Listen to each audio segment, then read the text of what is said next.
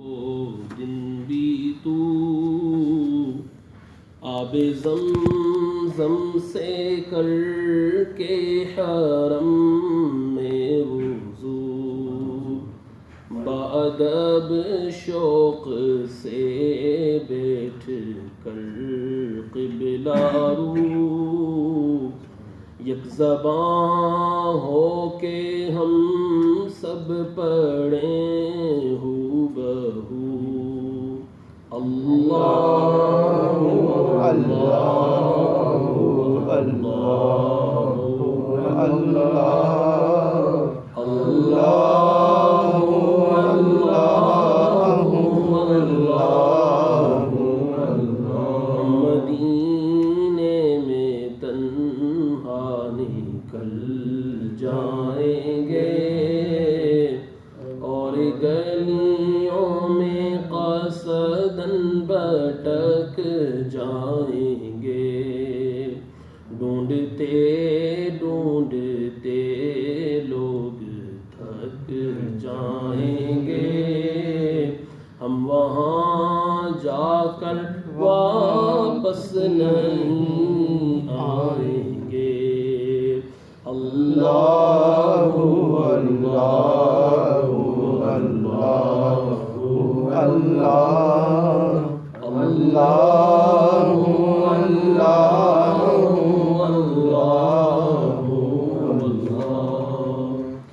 حضرات گرامی، الحمدللہ آج ہم نے 16ویں تراویح ادا کر لی ہے اور سورہ شعراء کا ہم نے ابتدا کی، سورہ فرقان پڑھی ہے اور سورہ نور ختم کی۔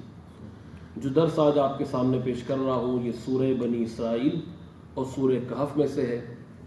سورہ بنی اسرائیل جو شروع ہوتی ہے بڑی پیاری آیت ہے جو کہ ہر مسلمان کو آتی ہے، سبحان الذی اسریٰ بعبدہ۔ یہ یہاں پر واقعہ معراج اللہ تعالیٰ نے بیان کیا ہے، اور آپ ہمیشہ مساجد میں جب جب معراج کی رات آتی ہے رجب شریف میں اس کو تفصیل سے سنتے ہیں اور آپ کو اس بارے میں اچھی خاصی جانکاری ہے۔ تو یہ واقعہ نبی کریم علیہ السلام کی معراج کا کہ اللہ نے راتوں رات اپنے بندے کو مسجد Aqsa it is the one of third great مسجد ہے، جو کہ پہلی مسجد حرام، دوسری مسجد نبوی اور تیسری جو اسلام میں سب سے عظیم مسجد ہے وہ ہماری مسجد اقصیٰ ہے، جس کو حضرت سلیمان علیہ السلام نے تعمیر کیا تھا، اور بہت ساری وہاں پر نشانیاں ہیں۔ اللہ تعالیٰ نے فرمایا کہ اس کے ارد گرد ہم نے بہت ساری برکتیں اور رحمتیں رکھی ہیں۔ بدقسمتی سے آج کل وہ مسلمانوں کے قبضے میں نہیں، اور وہاں پر یہودیوں کا اس پر جو ہے وہ اتھارٹی ہے، وہ لوگ وہاں پر قبضہ کیے ہوئے ہیں۔ اللہ تعالیٰ سے دعا ہے کہ اللہ وہ مسجد ہمیں پھر سے عطا فرمائے۔ پھر اس صورت میں اللہ رب العالمین نے یہ بھی ذکر فرمایا کہ قیامت کے دن انسان کا جو حساب ہوگا اس طرح ہوگا کہ اس کو کہا جائے گا اقرأ کتابک، اپنے نامہ اعمال کو خود ہی پڑھو، جو کچھ تم نے کیا ہے۔ جیسے کبھی آپ کو آپ کا بوس بلائے اور آپ کو پوچھے کہ تم نے آج کیا کیا، تو کتنی انسان کو جو ہے وہ شرم فیل ہوتی ہے اگر آپ نے کچھ کام نہ کیا ہو اور آپ کو پیپر ورک دینے میں آپ کا کام ڈیو تھا آپ نے نہیں کیا، تو ہم بہت پریشان ہوتے ہیں کہ میں کیا جواب دوں گا، میں سامنے کیسے بیٹھوں گا، میٹنگ میں کیا کہوں گا۔ تو آپ اندازہ لگائیے اس وقت اگر قیامت کے دن ہمیں کہا گیا کہ اپنی کتاب سناؤ، اپنے نامہ اعمال سناؤ، تو ہم کیا حساب دیں گے؟ اور یہ بھی کہا جائے گا کہ آج تمہارے لیے یہی کافی ہے، یعنی کچھ اور سزا نہ بھی دی جائے تو یہی بہت بڑی شرم کی بات ہے کہ انسان سے اس کے نامہ اعمال کا حساب لے لیا جائے۔ تو پھر یہ بھی ہے کہ انسان کے نامہ اعمال جو ہے وہ فرشتے لکھتے رہتے ہیں اور ان کو پتہ ہے ہم کیا کر رہے ہیں کیا نہیں کر رہے۔ پھر اسی صورت کے اندر رب العالمین نے ذکر کیا ہے والدین کی اطاعت کا، فرمایا کہ تمہارے رب کا فیصلہ ہے کہ عبادت اس کی ہے، اور وبالوالدین احسانا، والدین کے ساتھ اچھا سلوک کرو۔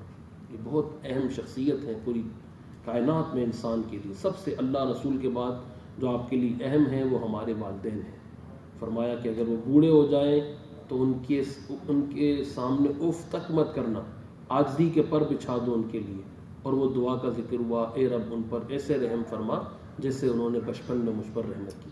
اس دن جب ہم آئے تھے برسی میں تو اس پر میں نے کافی جو کچھ احادیث سی سنائی تھی اور ذکر کیا تھا۔ پھر آگے ذکر ہے کہ وَآتِ ذَا الْقُرْبَى حَقَّهُ وَالْمِسْكِينَ وَابْنَ السَّبِيلِ، کہ رشتہ داروں کو اپنے ان کا حق دو، مسکین کو حق دو اور مسافر کو حق دو.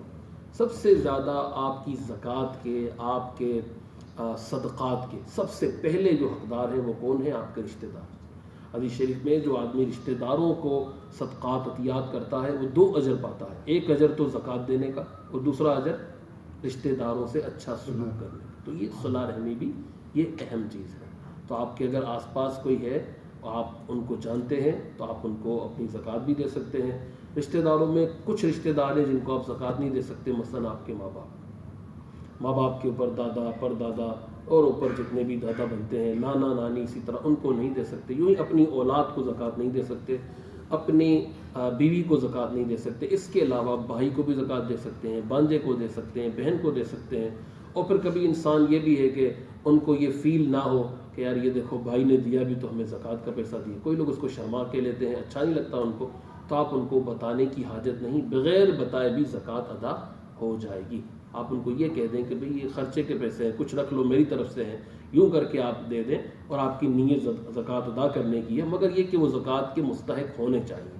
تو ان کو آپ کی زکوٰۃ اس طرح بھی لگ سکتی ہے، بتانے کا ذکر کرنے کی حاجت نہیں ہے. اور فرمایا کہ لا تبذر تبذیرا، فضول خرچی مت کر. فضول خرچی مت کرو. فضول خرچی کیا ہے؟ ایسا خرچہ کرنا، ایسی جگہ پیسہ لگانا کہ جس کا نہ دین کا فائدہ ہے اور نہ ہی دنیا کا فائدہ. ایک آپ فضول خرچی نہیں کر رہے، آپ خرچہ کر رہے ہیں لیکن آپ کو اس کے بدل میں کچھ مل رہا ہے. آپ اچھے ریسٹورنٹ میں کھانا کھانا چاہتے ہیں، اچھی گاڑی چلانا چاہتے ہیں، اچھا فون رکھنا چاہتے ہیں، تو اس کا کوئی دنیاوی فائدہ تو ہے نا.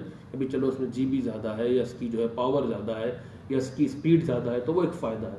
کچھ لوگ وہ خرچہ کرتے ہیں کہ کوئی بھی ان کا سینس نہیں ہے، تو بلا وجہ کے یعنی ایسے اخراجات کرنا، جیسے ہم اکثر پاکستان میں میں نے بہت ساری ایسی شادیاں دیکھیں کہ وہاں جو ہے وہ فضول میں ایسے پیسے گانے والوں پہ اڑا رہے ہیں، ناچنے والوں پہ اڑا رہے ہیں. تو یہ سب کیا ہے؟ تو ایسی فضول خرچیوں سے اللہ تعالیٰ پناہ عطا فرمائے. جو فرمایا جو فضول خرچی کرتے ہیں وہ کون لوگ ہیں؟ فرمایا یہ وہ لوگ ہیں شیطان کے بھائی ہیں. فضول خرچی کرنے والے شیطان کے بھائی. آپ خود دیکھ لیجئے، مطلب ایسے لوگ پاگل ہو رہے ہوتے ہیں بعض اوقات، مجھے جو ہے وہ میچ دیکھنا ہے، ٹکٹ چاہیے، اور سب کچھ بند ہو گیا. اب بلیک میں وہی 100 والی ٹکٹ وہ 1000 میں بھی لینے کو تیار تھے. اور میں نہیں کہتا یہ فضول خرچ، چلے ان کا شوق ہے جو بھی ہے، لیکن بعض اوقات انسان کو سمجھ نہیں آتی کہ اتنے فضول پیسے کیوں خرچ کر لیے، کسی کی کوئی حاجت نہ ہو تو بلا وجہ میں ایسے اخراجات کرنا.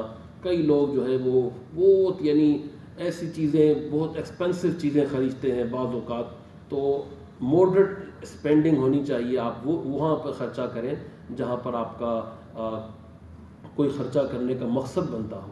جو فضول خرچی کرتے ہیں وہ اللہ تعالیٰ کو ناپسند ہے. بہت سارے لوگ ایسے بھی فضول ہے، پیسہ ہمارے پاس پیسہ ہے تو ہم پیسے کو پانی میں پھینک دیں گے، پیسے کو جلا دیں گے، یوں بھی کرتے ہیں. تو پیسے کو، اللہ کی نعمت کو ضائع کرنا یہ گناہ ہے. آپ پیسے کو جلا نہیں سکتے، آپ پیسے کو پانی میں پھینک نہیں سکتے، یہ منع ہے. آپ کو نہیں چاہیے آپ کسی اور کی مدد کر دیجئے، لیکن آپ فضول میں برباد کر رہے ہیں، نہ آپ کے کام آیا نہ کسی کے کام آیا. تو کوئی لوگ ہیں جو دکھاوے کے لیے ایسے کام بھی کرتے ہیں.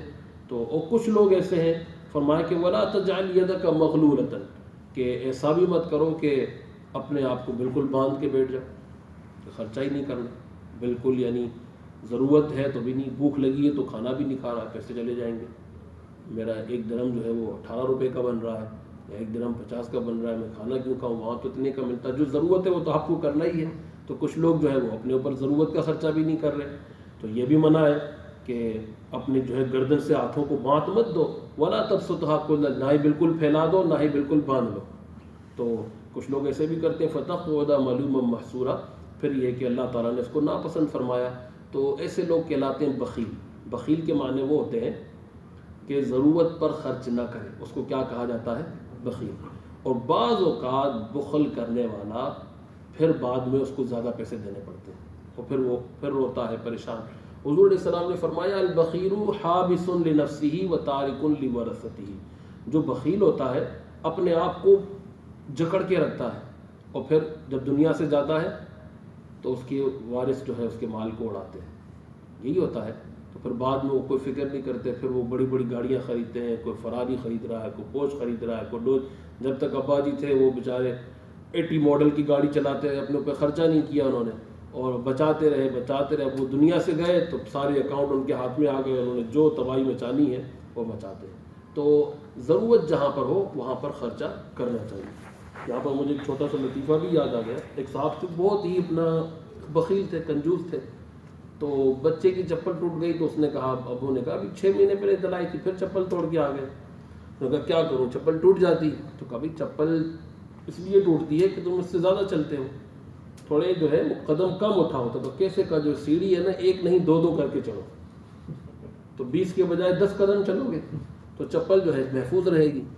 تو پھر جو ہے بچے نے یہ کرنا شروع کر دیا, وہ 2 اسٹیپ اٹھا کے چلتا تھا, 2 اسٹیپ اٹھا کے چلے, اگلے دن ٹراؤزر پھٹ گئے.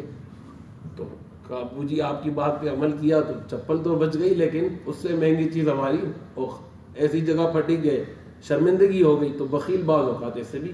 تو آدمی کو جہاں پہ خرچہ کرنا ہے وہاں تو کرنا ہی ہے. اب ہمارے بہت سارے لوگ ہیں, چپل آپ کتنے کی خریدیں گے, ابھی بازار جائیے 200 درہم 300 درہم بوٹ لگا ہوا ہے, لوگ خریدتے ہیں. 50 درہم والی بوٹ ملتی ہے وہ بھی خریدتے ہیں. اچھا جہاں دین کی کام ہے, دین کی چیزیں, وہ نہیں خریدتے. اب ٹوپی آپ کتنے کی خریدیں گے, آپ بازار جائیے رولا میں, ٹوپی کتنے کی, 20 درہم کی ٹوپی ہوتی ہے. ٹوپی کدھر رکھنی ہے آپ کو, سر کے اوپر. چپل کدھر رکھنی ہے, پیر پہ. زیادہ کون سی چیز نظر آئے گی, آپ کی ٹوپی نظر آئے گی. تو ٹوپی جس کے اوپر زیادہ خرچہ کرنا چاہیے اس پہ خرچہ نہیں کر رہے, اس پہ آپ ڈھونڈ رہے ہیں کہ کوئی 5 درہم کی ٹوپی مجھے مل جائے, بہت سستی ٹوپی مل جائے. ظاہر بات ہے وہ آپ اچھی چیز پہنیں تاکہ آپ کو دیکھے, کوئی امامہ پہنے تو اچھا پہنے, اور جو چپل ہے وہ بھی اچھی خریدیں. لیکن جو جہاں چیز پہ خرچہ کرنا ہے, اور اکثر جو دین کی چیزیں ہوتی ہیں عموماً یہ دیکھا گیا ہے کہ ہم لوگ یہ ذہن بناتے ہیں کہ بھئی یہ فری میں ہی مل جانی چاہیے. مسواک ہے تو مجھے جو ہے وہ پیسے خرچ یوں ہی مسجد سے اٹھا لے ہمیں مل جائے گی, تو ایسا نہیں ہے. بلکہ ان چیزوں پر بھی خرچہ کریں, اپنا مصلح خود خریدیں تاکہ جو ہے وہ آپ کو زیادہ ثواب ملے, اور کوئی اور یوز کرے گا تو اس کو بھی ثواب ملے گا. اور کئی لوگ بڑے تیز ہوتے ہیں, میں ایک جگہ نعت خوانی میں گیا, اس نے ساروں کو ایک ایک مصلح دے دیا. تو میں نے کہا بھئی آپ تو بڑے تیز ہو. کیسے؟ میں نے کہا بھی یہ سب نماز پڑھیں گے, سب کا ثواب تو ہم نے لے لیا. خیر ثواب تو ان کو بھی ملے گا, لیکن یہ بڑی اہم چیز ہے. آپ کسی کو جب مصلح گفٹ کرتے ہیں تو یہ کتنا اہم ہے کہ وہ اس کے گھر میں جب تک پڑا رہے گا نامہ اعمال میں اس کے بھی ثواب جا رہا ہے. یوں قرآن آپ نے کسی کو دے دیا تو جو آدمی اکاؤنٹ اپنے نیکیوں کے بڑھانا چاہتا ہے تو وہ تو ایسے کام لازمی کرے گا. کسی کو قرآن دینا, یا کسی کو مصلح دینا, یا کسی کو پانی پلانا, یہ اتنے عظیم کام ہے. اب یہاں کتنے لوگ ہیں پانی پی رہے, آپ کو پتہ ہے ایک قطرہ کسی کو پانی پلانا, علامہ فخر الدین رازی نے لکھا کہ کسی کو کوئی آدمی 1 گلاس پانی پلاتا ہے تو ہر قطرے کے بدلے 10,000 نیکیاں اس کو مل رہی ہیں. پھر آپ نے فرمایا کہ اگر کوئی چاہتا ہے اس کے کبیرہ گناہ معاف ہو تو وہ لوگوں کو پانی پلاتا رہے. اتنا عظیم ثواب ہے. اور ماشاءاللہ یہاں پر جو کچھ بھی انتظام کر رہے ہیں پانی کا, چائے کا, یقیناً ان کو اس کا بھی بہت بڑا اجر ملے گا, اور اس کی بہت ساری برکتیں ہیں. تو خرچہ انسان کو جہاں کرنا چاہیے وہاں لازمی کریں. حضور علیہ الصلوۃ والسلام نے ہمیں ماڈریٹ اسپینڈنگ سکھائی ہے. حضرت سعد کو کہا کہ وضو میں اسراف مت کرو, تو انہوں نے کہا یا رسول اللہ, کہا اگرچہ تم نہر پر ہو. نہر کیا ہے؟ ریور بینک, پانی ہی پانی ہے نا, لیکن ادھر بھی حضور نے فرمایا اسراف مت کرو. اب وہاں تو آپ کہیں کہ پانی بہت ہے, کیا مجھے کمی ہے پانی کی, لیکن دین اسلام ہمیں وہاں بھی پانی کی قدر سکھاتا ہے, اور کہا کہ پانی اتنا ہی استعمال کرو جتنی تمہیں حاجت ہے. اب ہم اکثر دیکھتے ہیں بچے, اور یہاں یو اے ای میں اکثر جو ایسے نلکے ہیں کہ آپ نے کھول دیا تو وہ چند سیکنڈ تک وہ خود بخود چلتا ہی رہے گا, تو پانی ضائع کرتے ہیں. آپ اتنا نلکا کھولیں جتنی آپ کو پانی کی حاجت ہے. بہت زیادہ فل کھول لینا, اس سے آپ کے کپڑوں پہ بھی اڑے گا اور پانی ضائع ہوگا. اگرچہ اب پھر دیکھیں کہ دنیا میں ایسے بھی لوگ ہیں, میں نے اپنی آنکھوں سے دیکھا ہے. میں ایک سال بہت پہلے 2002 میں افریقہ تراویح پڑھانے گیا تھا, ملاوی میں. تو بہت غریب ملک ہے, تو میں نے اپنی آنکھوں سے دیکھا ہوا یہ واقعہ ہے کہ کچھ بچے تھے کالے, وہ ہمارے کسی ایشین کے گھر میں سے جو پانی بہہ کے آ رہا تھا نا اس کو پی رہے تھے بیچارے, اس پانی کو بھر رہے تھے. ایسی ان کو پیاس لگی تھی یا ان کے پاس پانی نہیں تھا, تو میری آنکھوں سے آنسو آ گئے ان کو دیکھ کر کہ اللہ ایسے لوگ ہیں, یعنی پانی کے لیے ترس رہے ہیں اور دور دور سے پانی بھر کے لاتے ہیں, پانی نہیں. اور یہاں آپ اپنے ہمارے اندرون سندھ میں ایک جگہ ہے تھر پارکر, تو یہ ایریا ایسا ہے کہ یعنی اب سندھ میں جائیں تو آگے 4 گھنٹے گاڑی چلانے کے بعد کراچی سے پھر 3 گھنٹے کا راستہ ایسا ہے کہ آپ عام گاڑی میں نہیں جا سکتے، 4x4 چاہیے، یا غریب لوگ اونٹوں پر جاتے ہیں، اس طرح مٹی بہت ہے، تو وہاں پر بھی پانی کی کمی ہے، اور پانی بھرنے کے لیے کئی کلومیٹر ان کو جانا پڑتا ہے، پھر کنویں سے خالی 1 بکیٹ پانی بھر کے لاتے ہیں، اس سے گزارا کرتے ہیں۔ تو ان لوگوں کا خیال کریں جن کے پاس پانی نہیں ہے، تو جو اللہ نے آپ کو نعمت دی ہے اس کا بہت شکر ادا کریں میرے پیارے بھائیوں۔ پھر آگے فرمایا ہے کہ اپنے بچوں کو رزق کے خوف سے مت مارو، اس بارے میں پہلے میں ذکر کر چکا ہوں۔ خیر، تو جو رزق ہے وہ اللہ کی طرف سے ہے، آپ پہلے اکیلے تھے تب بھی وہ دے رہا تھا، شادی ہوئی تو 2 کو بھی دے رہا تھا، بچہ ہوا تو 3 کو بھی دے رہا تھا، 4 بچے ہوئے تو 4 کو بھی وہ کھلا رہا ہے، اور انشاءاللہ تعالی جو جان دنیا میں آتی ہے اس کے رزق کی ذمہ داری اللہ تعالیٰ نے لی ہوئی ہے۔ آگے بڑی اہم آیتیں، فرمایا کہ اوفو بالعہد، وعدے پورے کرو، وعدے جو کرتے ہو وہ پورے کرو، وعدوں کے بارے میں سوال ہوگا۔ کئی لوگ وعدے کی کوئی اہمیت نہیں سمجھتے، اس کا نقصان دنیا میں بہت ہوتا ہے، آپ کے تعلقات خراب ہو جاتے ہیں، تو آپ کی ڈیلنگ ہے، بزنس ڈیلنگ، وہ بھی خراب ہو جائے گی۔ آپ کا کوئی مذہبی کمٹمنٹ ہے، کہیں آنا ہے جانا ہے، آپ کو نہیں جانا، آپ معذرت کر لیجئے، مشکل ہو گئی آپ اطلاع کر دیجئے، لیکن اس طریقے سے وعدوں کو توڑ دینا یہ شرعاً جائز نہیں ہے، اور اس کا دل دکھانا کے بھی گناہ ہے، اور اللہ کی بارگاہ میں بھی آپ گناہ گار ہوں گے۔ پھر بڑی پیاری اہم بات ہے، وَلَا تَخْفُ مَا لَيْسَ لَكَ بِهِ عِلْمٌ، جس بات کا تمہیں علم نہیں ہے اس بات پر آپ جو ہے وہ اپنی کوئی کمٹمنٹ مت کریں، اس بات پر آپ اپنا کوئی موقف اختیار مت کریں۔ آپ نے سنا، سن کے آپ نے بنا لیا۔ نبی کریم علیہ السلام نے فرمایا کہ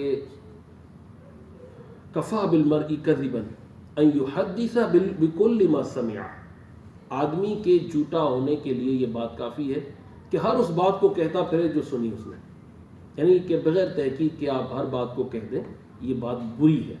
تو ان السمع والبصر والفؤاد کل اولئک مسئول، آنکھوں سے، آپ کے کانوں سے، اللہ تعالیٰ فرماتا ہے، اور دل سے بھی سوال کیا جائے گا۔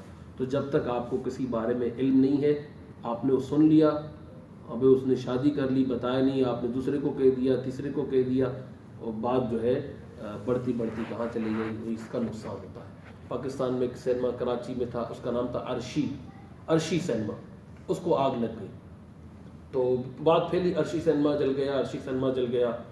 پھر کسی میمن کی کان میں پہنچی تو وہ لوگ شین صحیح نہیں بولتے، ان کا عرصی سینما جل گیا، عرشی کو عرصی کر دیا، عرصی سے پھر وہ کسی نے اس کو 80 بنا دیا، انہوں نے کہا 80 سینما جل گیا، اور پورے پھر گئے 80 سینما جل گئے۔ تھوڑی دیر بعد ٹی وی پر آیا، انہوں نے کہا پورے کراچی میں 80 سینما ہی نہیں ہے، تو جلے کہاں سے؟ تو ایسی باتیں ہم پھیلا دیتے ہیں کہ وہ اس کا کوئی سر پیر ہی نہیں ہے، بس خبر آئی ادھر ادھر سے، ہم نے اس کو سنا، اس سے سنا، ٹک ٹاک پہ سن لیا تھا، وہ فیس بک پہ کہہ رہا تھا، اور ہم نے اپنی طرف سے بنا لی۔ تو میرے دوستوں، میرے پیارے بھائیوں، اس طرح کی کوئی بات دینی مسئلوں میں بھی ایسی بات کو پھیلانا پھر آگے اس کا بہت نقصان ہوتا ہے۔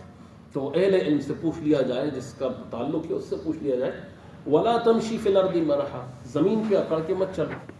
کئی لوگوں کی عادت ہوتی ہے، تھوڑے سے پھول جاتے ہیں تو وہ پھر زمین پہ اکڑ کے چلتے ہیں۔ زمین پہ اکڑ کے چلنے سے اللہ تعالیٰ کو یہ بات سخت ناپسند ہے۔ آپ کے جوتے اچھے ہیں، آپ کا قد اچھا ہے، لیکن آپ کو ایسے اکڑ کے چلنا، آپ سمجھتے ہیں اکڑ کے چلنا کیسا ہوتا ہے۔ تو آج جو آیت پڑھی تھی میں نے، عباد الرحمن الذین یمشون علی الارض ہونا، جو اللہ کے نیک بندے، اللہ فرماتا ہے زمین پر عاجزی سے چلتے ہیں۔ تو آپ جو بھی ہیں اپنے آپ کو اکڑ کے مت چلیں، اور پھر اللہ فرماتا ہے انک لن تخرق الارض، اگر اکڑ کے چلو گے تو زمین کو توڑ نہیں دو گے، ٹوٹ جائے گی زمین، اور اگر اکڑ کے چلو گے، قد اونچا کر کے چلو گے، تو تمہارا قد پہاڑوں سے بھی اونچا نہیں ہو سکتا، نہ تم پہاڑ سے لمبے ہو سکتے ہو، نہ زمین پہ کو پھاڑ سکتے ہو، پھر کس لیے اکڑ کے چل رہے ہو؟ اور یہ سانسیں اللہ کی محتاج ہیں، ایک پل میں اللہ چاہے تو یہ سانس کٹ جائے گی۔ تو یہ سب کام اللہ نے فرمائے سارے کے سارے برے کام ہیں، اور اللہ تعالیٰ کو یہ ناپسند ہے۔ پھر میرے پیارے بھائیوں، یہاں پر ایک اہم آیت ہے، آپ اکثر سنتے ہوں گے، اقم الصلاۃ لدلوک الشمس الی غسق اللیل، ایک تو صبح کا وقت اور ایک شام کا وقت، یہ بزرگان دین کے لیے، انبیاء کرام کے لیے، اولیاء کرام کے لیے بڑا اہم وقت ہے، سورج غروب ہونے کا اور سورج طلوع ہونے کا۔ ان دونوں وقتوں میں اللہ کے فرشتے آتے ہیں اور ان کی بدلیاں ہوتی ہیں، ایک صبح والے آتے ہیں، پھر شام کو جاتے ہیں، دوسرے آ جاتے ہیں۔ تو علماء کرام نے فرمایا کہ صبح کا وقت بھی اللہ کے ذکر سے شروع کرو اور شام کا وقت بھی اللہ کے ذکر سے۔ تو کوشش کریں اپنی زندگی میں یہ عادت بنائیں، فجر کے بعد یہ صبح جب بھی آپ اٹھتے ہیں، آپ اپنے دن کی ابتدا صبح سورج طلوع ہوتے وقت کوشش کریں کہ ذکر کر رہے ہوں، تاکہ فرشتے آپ کو کام کرتا ہوا دیکھ لیں، اور پھر جب شام والے آئیں تو وہ بھی آپ کو دیکھیں، یار یہ تو ذکر کر رہا ہے۔ مغرب سے تھوڑی دیر پہلے ذکر کرنا شروع کر دیں، یا مغرب کے بعد۔ تو صبح بھی کئی لوگ ہیں جو بہت سارے نوافل ہیں، اگر اللہ توفیق دے تو وہ پڑھ لیں۔ صبح کے نوافل کیا ہیں؟ چاشت اشراق، اور شام کے نوافل مغرب کے بعد اوابین ہیں۔ تو چاشت اشراق کی بڑی فضیلت ہے، حضور نے فرمایا کہ یہ 2 رکعتیں آدمی کو کافی ہیں۔ تو یہ چاشت کی رکعتیں اگر آپ پڑھ سکتے ہیں، تو چاشت کا ٹائم ہوتا ہے سورج طلوع ہونے کے 20 منٹ بعد۔